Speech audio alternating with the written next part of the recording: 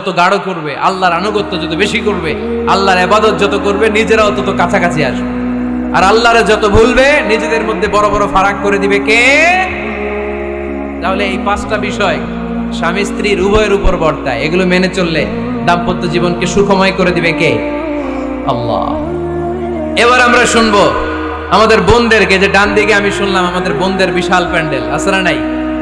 আচ্ছা, আজকে বোনদের দিয়ে শুরু করি।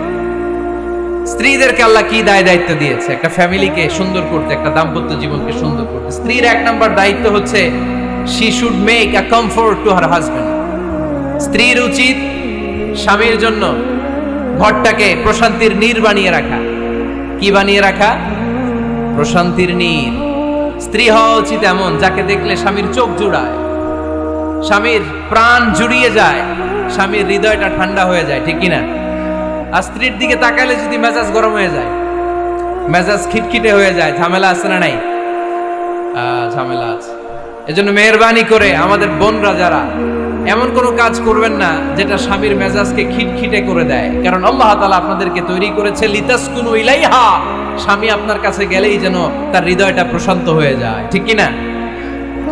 অনেক স্ত্রী আছে না জেনে না বুঝে স্বামীর সাথে এমন খিটখিটে মেজাজ দেখায় যেটা স্বামীর জন্য মেনে নেওয়া কষ্টকর। আমি একটা জরিপে পড়েছি, পৃথিবীর অনেক স্বামী স্ত্রীর কারণে হার্ট অ্যাটাক করে মারা যায়। আছে না নাই? এই তো ভুক্তভোগী পাওয়া গেছে। স্বামীর জন্য একটা ত্রাস হয়ে দাঁড়ায় স্ত্রী, ত্রাস। অনেক স্বামী আছে স্ত্রীর এরকম আচরণের কারণে, অতিরিক্ত প্রেসার ক্রিয়েট করার কারণে স্ত্রীদেরকে ভয় পায়। অবশ্য নীলফামারীর কোন স্বামী তার স্ত্রীরে ভয় পায় না। ভয় পায়? স্ত্রীরে ভয় পান কে কে দেখি?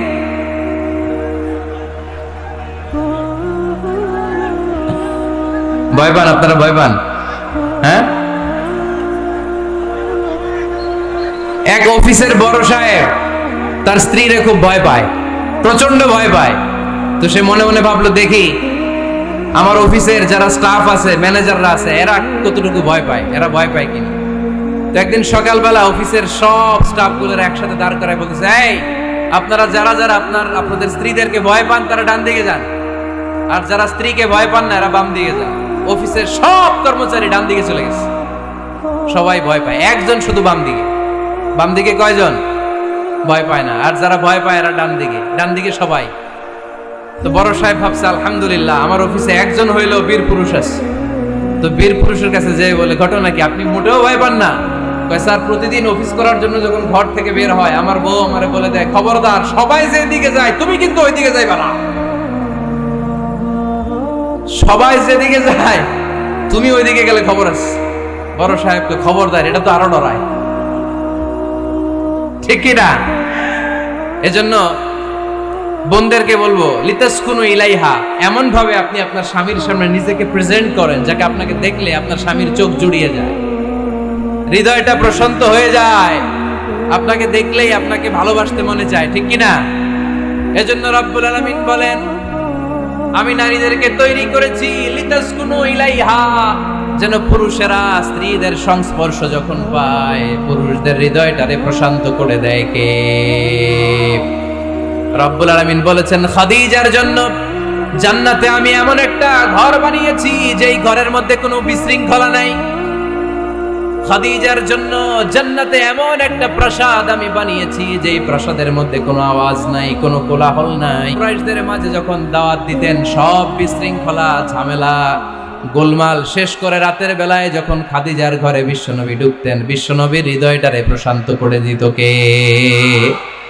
আম্মাজান খাদিজা বিশ্বনবী সাল্লাল্লাহু আলাইহি ওয়াসাল্লামের জন্য এমন ঘর উপহার দিয়েছেন যেই ঘরে বিশ্বনবী আসলে বিশ্বনবীর হৃদয়টা ঠান্ডা হয়ে যেত। সুবহানাল্লাহ পড়েন। অনেক স্ত্রী আছে স্বামী ঘরে ঢুকলেই ঘরে আটা নাই, রুটি নাই, চাল নাই, ডাল নাই, এটা লাগবে ওইটা লাগবে, ওখানে যেতে হবে, একটার পর একটা ফিরিস্তি বলে বেড়ায়, আছে না নাই? না, এটা করবেন না। আপনার কি লাগবে এই সব দায়িত্ব আল্লাহ তাআলা স্বামীকে দিয়েছে, স্বামীকে জানাবেন, তবে ধীরে সুস্থে, ধীরে সুস্থে স্বামীর জন্য ঘরটাকে এমন করে রাখতে হবে যেন ঘরে ঢুকলেই স্বামীর হৃদয়টারে প্রশান্ত করে দেয় কে?